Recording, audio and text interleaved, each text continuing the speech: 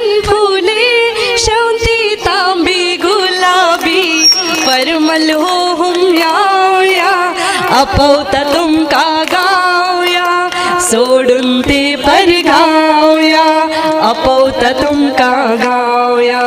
आणि सगळ्यापाशी होड आस्पेक्ट नव्हे ती कम्युनिटीच्या फूड पेट भरून मन भरून खाऊचे गोडान खिचडी मुडकले आलबे वाटवे सावधले हल्दी पाणी कलवा मास की हे तुमका मिळतले सौ सौ खाणे खावया अपवता तुमका गावया सोडून ते परगावया अपवता तुमका गावया. सक्कर में गेलो एक पट म्हणतावा अपवता तुमका गावया सोडून ते परगावया.